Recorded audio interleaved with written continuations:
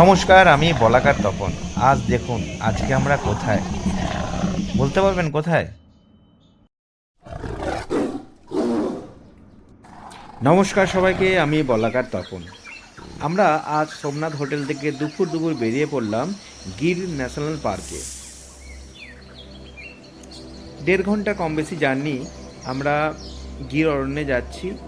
ওখানে নিয়ম হচ্ছে, ভেতরে পার্কের ভেতরে যে বাস আমরা নিয়ে যাই ওই বাস ভেতরে যেতে দেবে না।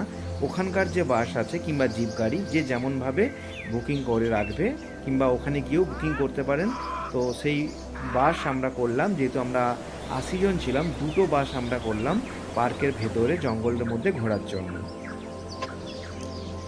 গুজরাট রাজ্যে অবস্থিত এই অরণ্যটি এশিয়াটিক সিংহের একমাত্র প্রাকৃতিক আবাসস্থল হিসেবে বিশ্বজুড়ে পরিচিত। এখানে বসবাস করে বিরল এশিয়াটিক লায়ন, যা একসময় প্রায় বিলুপ্তির পথে ছিল। প্রায় 1400 বর্গ কিলোমিটার এলাকা জুড়ে এই বনভূমি শুধু সিংহই নয়, চিতাবাঘ, হরিণ, নীলগাই, অসংখ্য প্রজাতির পাখিরাও এখানে বসবাস করে। তো যে বাসে করে আমরা যাব, সেই বাসে করে আমরা এগোলাম। পরপর বাসের নাম্বার অনুযায়ী এখানে টিকিটে দেওয়া থাকে, সেইভাবে আমরা নাম্বার অ্যানাউন্সমেন্ট করতে আমরা বেরিয়ে পড়লাম। প্রতিটি এলাকা এক একটা গেট থাকে। ধরুন, সিংহের একটা এলাকা আছে, চিতাবাঘের একটা এলাকা আছে।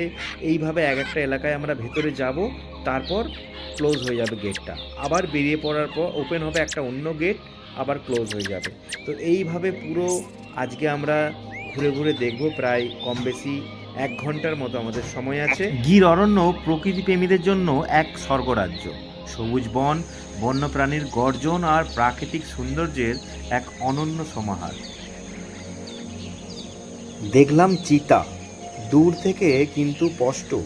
তার চলাফেরা, তার সতর্ক দৃষ্টি দেখে সত্যি গা শিউরে উঠছিল সবার। আর যখন কোনো কিছু দেখা যায়, চিতা হোক, বাঘ হোক, সিংহ হোক, তখন বাসটা হালকা করে স্লো করে দেয় এবং খুব সুন্দরভাবে ওনারা বুঝিয়ে বলেন, দেখানোর চেষ্টা করেন। অন্যান্য সাফারিতে দেখেছি যে বাস স্পিডে চলে যায়, কিন্তু এরা হালকা হয়ে যায়। দেখুন কীভাবে গাছে ওঠে, কীভাবে বসে আছে। মানে এতদিন তো চিড়িয়াখানায় সবাই দেখেছেন চিতা, কিন্তু এইভাবে ওপেন গাছের মধ্যে চড়ে বেড়াচ্ছে, নিচে চড়ে বেড়াচ্ছে, সত্যি ভাববার বিষয়। আর ভ্রমণ সাথীদের ভয়ে বুকটা ঢিপ ঢিপ করছিল। আর সত্যি অ্যাকচুয়ালি এগুলো সামনে থেকে দেখাটা সত্যি একটা আলাদা একটা ব্যাপার থাকে। আর সবচেয়ে বড় কথা, ফোনে সবাই আবার ছবিও তুলছে, বাস দাঁড়িয়ে আছে। এটা একটা ভাববার বিষয়। তো কীভাবে মেনটেন্স করছে ওরাই জানে। তারপর দেখুন কে ঘুমোচ্ছে, দেখুন রাজা ঘুমোচ্ছে, সিংহ। এইভাবে চোখের সামনে এতদিন সিংহকে চিড়িয়াখানায় দেখেছে সবাই, আর এখন দেখুন বাস কোথায় আর আমরা কোথায়, আর রাজা কোথায় শুয়ে আছে। অ্যাকচুয়ালি আমার মনে হয় এদেরকে পুরো সব সময় পেট ভর্তি করে খাইয়ে রাখা হয়। যদিও ফোন থেকে জুম করে দেখাচ্ছিলাম, কিন্তু ছাড়া তো আছে, আর আমরা আছি খাঁচার মধ্যে। দেখুন কোনোটাই মোটামুটি সবসময়, প্রতিবারে তো সবসময় ভালো দেখা যায় না। তো এইবারে আমাদের সত্যি টিমের ভাগ্যটা খুব ভালো ছিল, আমরা অনেক কিছুই দেখেছি। সিংহ শক্তি, সাহস আর নেতৃত্বের প্রতীক। একসময় এশিয়ার বিস্তীর্ণ অঞ্চল জুড়ে তাদের বিচরণ ছিল, কিন্তু আজ প্রাকৃতিকভাবে তারা টিকে আছে মূলত গুজরাটের এই গির ন্যাশনাল পার্কে। সবাই মিলে ভ্রমণ সাথীরা যখন বাসে ঘুরে বেড়াচ্ছি, সত্যি আর চোখের সামনে এগুলো ভেসে বেড়াচ্ছে, সামনে দেখে সত্যি একটা আলাদাই। মানে আমরা সুন্দরবনে যাই, কিন্তু চোখে কার কজনের পড়েছে? হয়তো 50 বার গেলে হয়তো একবার, তাও সম্ভব নয়।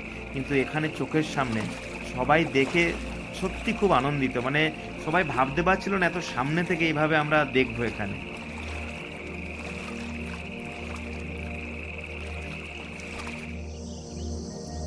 আবার দেখুন, আবার চোখের সামনে এসে গেল সিংহ। আফ্রিকার সিংহের তুলনায় এশিয়াটিক সিংহ আকারে কিছুটা ছোট, এবং তাদের পেটের নিচে একটি স্বতন্ত্র চামড়ার ভাঁজ দেখা যায়। পুরুষ সিংহের কেশর তুলনামূলক কম ঘন, ফলে মুখমণ্ডল বেশ স্পষ্ট দেখা যায়। সিংহ সাধারণত দলবদ্ধভাবে বসবাস করে, যাকে বলা হয় প্রাইড। তাদের সামাজিক বন্ধন খুব শক্তিশালী। বিশেষ করে মাদি সিংহরা শিকার ও শাবক লালনে গুরুত্বপূর্ণ ভূমিকা রাখে। নীলগাই ভারতের বিভিন্ন তৃণভূমি ও শুষ্ক বনাঞ্চলেতে দেখা মেলে। বিশেষ করে গুজরাটের গির ন্যাশনাল পার্কে নীলগাই খুব পরিচিত একটি প্রাণী। নীলগাই শান্ত স্বভাবের হলেও বিপদের সময় দ্রুত দৌড়াতে পারে। তারা সাধারণত ছোট দলে থাকে এবং ঘাস পাতা ও ফল খেয়ে জীবন ধারণ করে। আজকের জন্য সবাইকে টাটা, সবাই ভালো থাকবেন, আবার দেখা হবে। আর গুজরাট যদি আসতে চান অবশ্যই বলাকা ভ্রমণ সংস্থা আমাদেরকে ফোন করবেন, যত্ন সহকারে বয়স্ক থেকে ছোট থেকে সবাই আসতে পারেন, আমাদের সাথে ফোন করবেন। ভালো থাকবেন, আবার দেখা হবে। আজকের জন্য শুভরাত্রি।